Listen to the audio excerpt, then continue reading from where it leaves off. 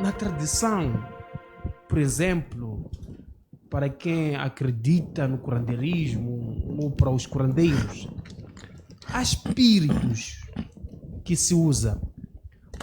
E eu acredito que o curandeiro Mateus, quando chega o momento de fembar, às vezes há espíritos que aparecem. Pode aparecer o xará, aparecer um outro espírito, aparecer espírito Y, aparecer o espírito Z, etc, etc. É por isso que geralmente encontramos muitos curandeiros com muitas palhotas. Há um curandeiro que tem uma palhota para o xará, há um curandeiro que tem uma palhota para o espírito Y. Curandeiro, esses espíritos nós podemos considerar antepassados e anjos? Porque são espíritos que em algum momento ajudam as pessoas, dão soluções, mostram o caminho. É uma pergunta muito interessante, caro Massanco. Gostaria só de comentar um pouco antes de ir aí já responder essa questão. Dizer que, em parte, eu gostaria de concordar parcialmente com o pastor Rui no que estava a dizer, onde ele procura definir questões de hierarquias espirituais. Nós temos Deus, a hierarquia suprema, e ele tem aquilo que são os que agem à sua volta, que também tem um nível de superioridade não igual a dele, não é?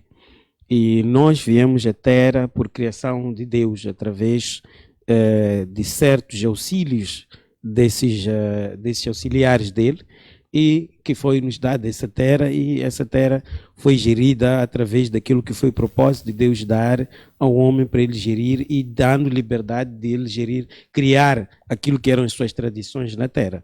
Então, dizer o seguinte, para mim, quando eu refiro o exemplo do meu antepassado, do meu ancestral como um anjo, é que ele é benéfico para mim, porque aquilo que me faz bem tem já uma imagem angélica. É nesse sentido que eu estou a pôr as coisas, muito mais para podermos perceber melhor. Alguém pode me apanhar na rua porque dei um bom dia que a pessoa não recebia já há 2 meses.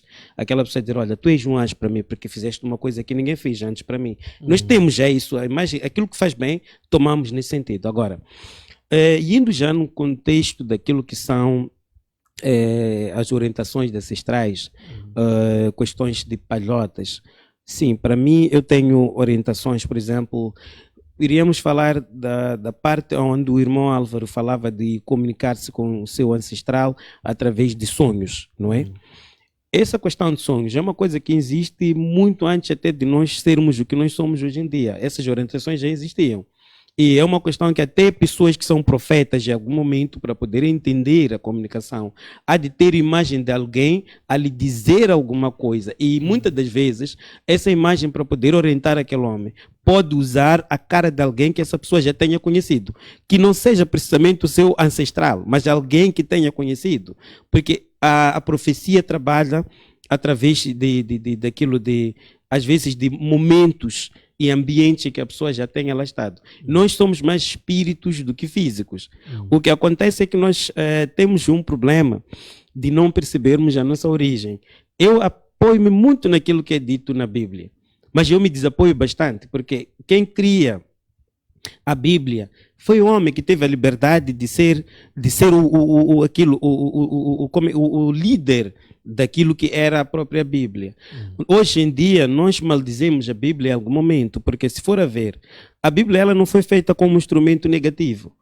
Mas o homem, quando começa a entrar nas terras dos outros que ainda não tinham essas práticas bíblicas, está a perceber? Mas já tinha um Deus que eles adoravam, que é esse Deus que eu acredito tanto nele, que não é divisionista e não olha para questões de analisar espiritualidades que nenhum ser humano vai conseguir chegar ao ponto de entender o que são os segredos da espiritualidade.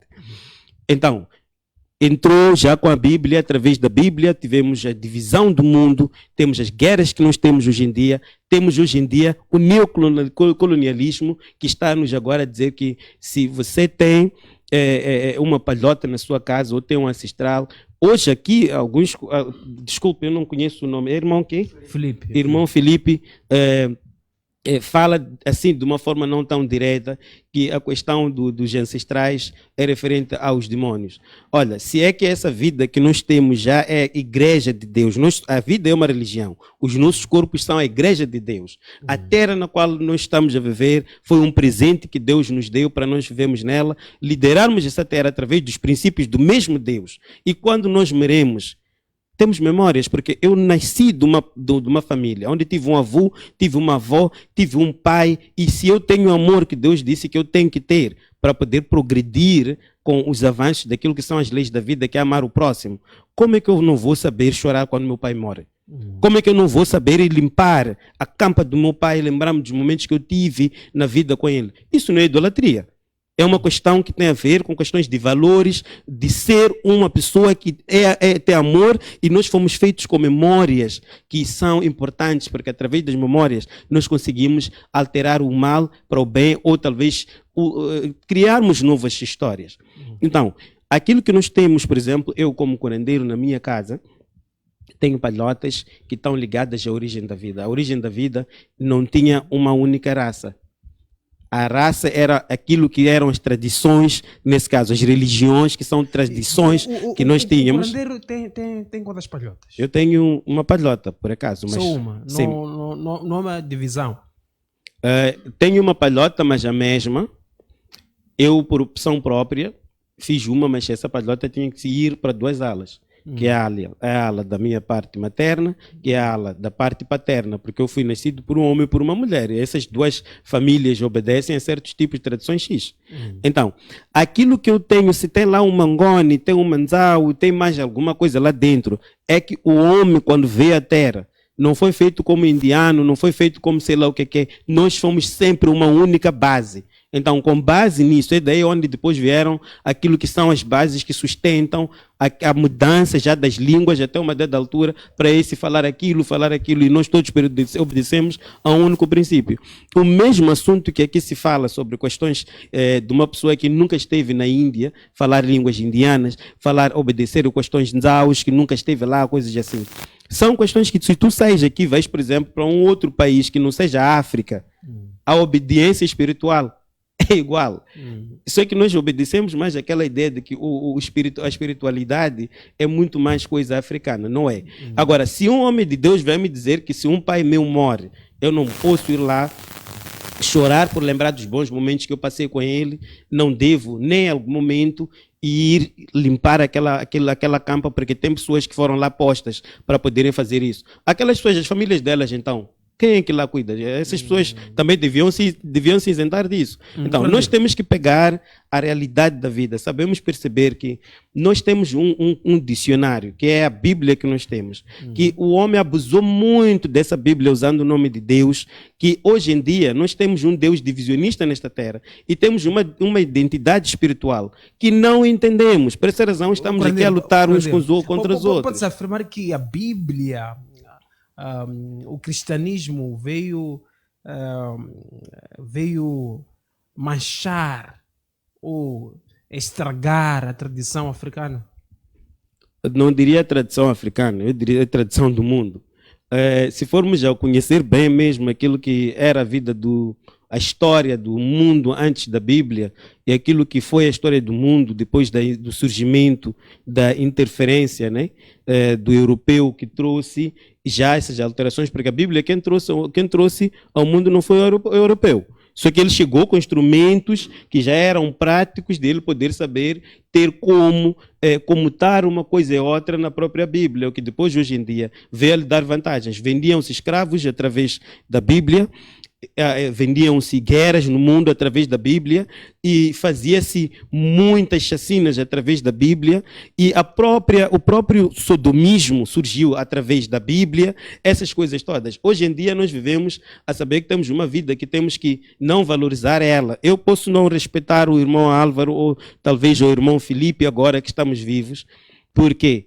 Porque eu sou superior, porque eu tenho uma crença superior a dele, e depois ele não me valorizar, e no final do dia, quando ele morrer, eu saber aproximar, dizer que, olha, o Felipe era boa pessoa. Não é assim como as coisas são feitas. Isso são projetos feitos pela pessoa que teve a titularidade de poder alterar o dicionário. E hoje hoje em dia, dizemos que os nossos ancestrais são demônios. Sim, foi feito isso. Para você poder ser vencido pelo europeu, ele te deixou as suas práticas para te dar as práticas dele, que nem são tanto assim, porque ele cumpre com os padrões dele. As capulanas vermelhas que nós temos, as brancas e as pretas, essas coisas nas igrejas, até hoje que estou a falar, existem em formas de fitas, em formas de outras coisas que lá existem. Então, nas igrejas usam também, usa-se o material que os curandeiros usam. Escuta, ilustre Massango, a vida ela é uma. E eu quero te dizer uma coisa. Eu, nos anos que eu tenho como médico tradicional, aqui nessa cadeira onde eu estou sentado, eu já sentei há muitos anos, na altura em que muitos ainda tinham medo de falarem sobre a questão da espiritualidade no sentido de curandeirismo. E eu sentei com muita gente que me dizia que eu estava equivocado, estava a servir ao diabo. E que até diziam o seguinte, aquelas pessoas que vão te procurar lá, está a perceber? Não são homens de Deus, porque essas pessoas, se fossem homens de Deus, não estariam aí. Agora, a questão é esta. Primeiro, ninguém está errado na sua crença. Perante os olhos de Deus que eu conheço. Segundo, naquilo que eu tenho estado a vivenciar, naquilo que eu sei, há o que é de Deus e há aquilo que é do homem. E naquilo que é o do homem, na terra, o homem tem o seu espaço de exercer o seu papel. Desde o momento que ele siga os princípios da vida, que é o quê? É o amor e respeitar aquilo que são os princípios daquilo que a própria vida requer. Então, pessoas já que diziam que isto era errado, eu sentava, me criticavam, mas depois apareciam. E eu via a Bíblia, porque eu leio a Bíblia que nem um doido, aquilo que está lá. Há coisas que são bonitas ditas, mas que você já na prática... Lê a Bíblia. Eu sou filho de Deus. Lê onde? Na paróquia, na igreja? Onde é que lê?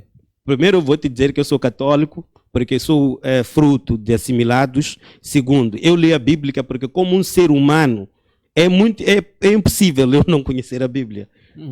Posso não ter uma escolaridade bíblica, mas o ser humano, sendo igreja de Deus no corpo, tem que conhecer a Bíblia. Mas antes de atender alguém, por exemplo, abre um versículo bíblico, dá um exemplo da Bíblia. Agora é aí onde temos que saber uma coisa. Deus não está na Bíblia. Não está na Bíblia. A Bíblia é do homem. É aí onde começamos agora a nos matarmos, a sabermos de que o ancestral é demônio, porque aquele... Se você for a ver, Massango, hoje em dia, a igreja, ou a igreja como tal, não como corpo, não é? Do ser humano, mas que é casa de Deus, tem sido o instrumento mais desviante que existe. Porque os homens que se acham corretos por estar a ler esse manual, que desviou as nações lá no princípio para beneficiar a diferença das peles que nós temos, aonde uma pele ficou superior, a outra ficou inferior, está a reinar. Há pessoas que hoje em dia, nós agora temos, vou dizer de mim mesmo, eu sou um governo, tenho orgulho de ser chamado de um governo, mas agora pessoas me chamam de governo. Temos mabundas que são mabundas, temos magaias que são magaias. O que é isso? São coisas que nós estamos a perder mais aquilo que é a nosso estado espiritual. Por estarmos, você para ter uma identidade espiritual tem que ter uma identidade que é a sua origem base. E vai ver que aqui em Moçambique, porque nós fomos colonizados pelo português, temos o maior problema de entendermos a espiritualidade.